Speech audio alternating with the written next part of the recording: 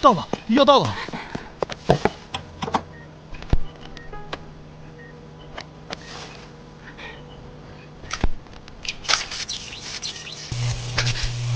动作轻一点。程先生，已经很轻了，没办法，就是有点疼，您稍微忍耐一下吧。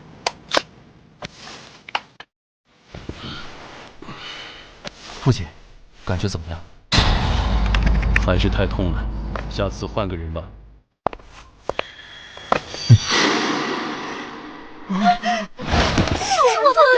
忘了程先生，别忘了我们机会了，求求您了！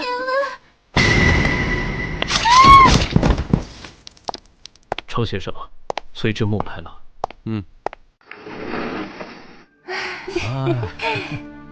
议员，你们尽情玩吧，不用管我。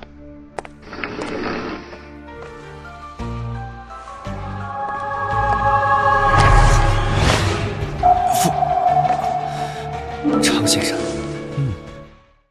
我们多久没有见面了？已经长这么大了。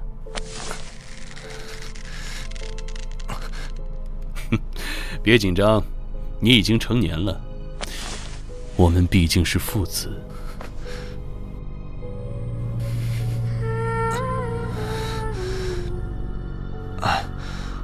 林氏集团的市值受到这次事件的影响，已经跌了20%。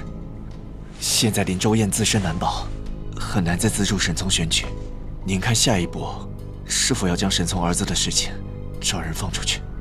等大家对反社会这件事情的情绪最激烈的时候，再出手，这样才能把沈聪这个老东西拉下水，不然他一定会卖惨，假装一个受害的父亲来挽回支持率。我明白了。这件事情结束之后，你也搬回到家里来吧。这么多年，总该让你正大光明见见亲人了。谢谢，常先生。在你替将军完成对僭越者的惩罚之前，长老会不会出面左右大选。在暗中保护林墨的那些人是境外势力，我们不想招惹麻烦，所以这件事情必须由你来做。林墨必须被献祭。我已经做好了安排，不会让你们失望的。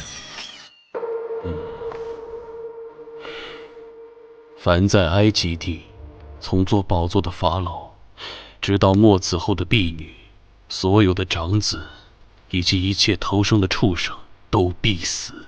埃及遍地必有大哀嚎，从前没有这样的，后来也必没有。爱上一个人会变得不幸，这是我很早就知道的道理。就算是私生子，他也是我的儿子，你不能把他送去给那些人。哦，什么儿子？连你自己都不敢公开的，算什么儿子？你生下他，不就是为了威胁我吗？那是因为我爱你啊。那就应该做好为我奉献的准备。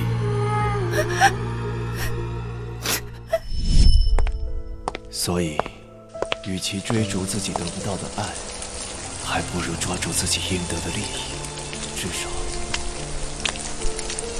不会落得人财两空的可怜下场。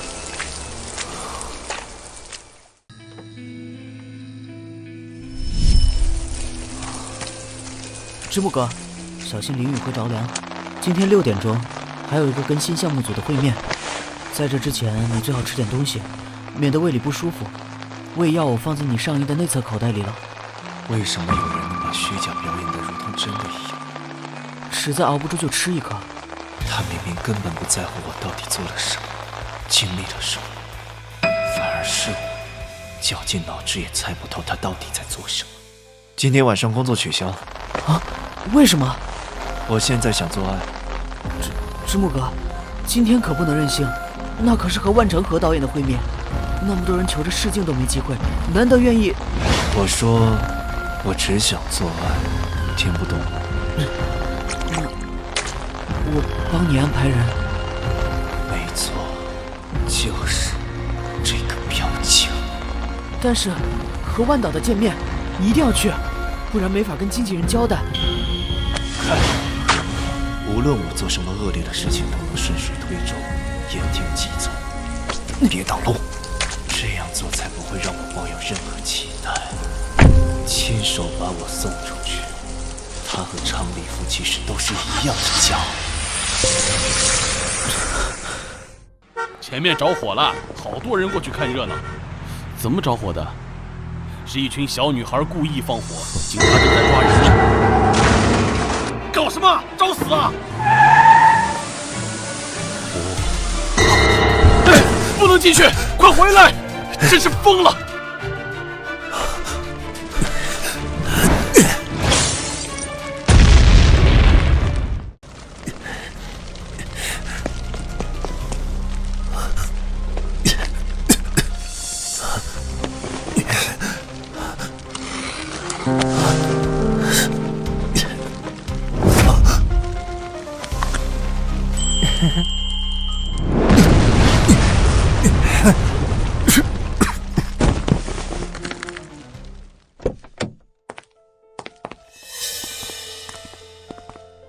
！12年前的那些受害人的所有资料都在这里了，他们的孩子几乎都被安排在同一家孤儿院，叫圣科里斯托夫之家。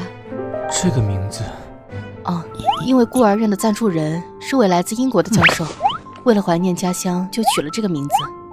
你们可以到那边找到那些孩子被领养的具体资料。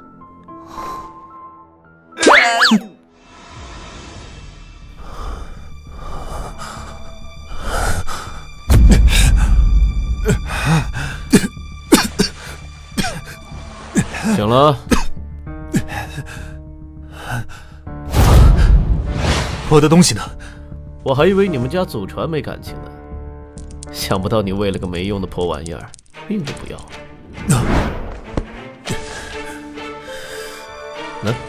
你现在混得可以啊，炙手可热，什么人都想要你的命。把你从医院里搞出来，费了我好大劲儿。真臭！我觉得我们就这么死在墨西哥佬的手里太亏了，打算跟你讨点人用。来不及了。你那3个小弟比你心急，这时候可能已经替你去宁口港了。妈的，一群不听话的小崽子！就算宁口港这场交易你活下来了，又能怎么样？老头子还是会想其他办法弄死你。所以我觉得，不如直接把老头子干掉。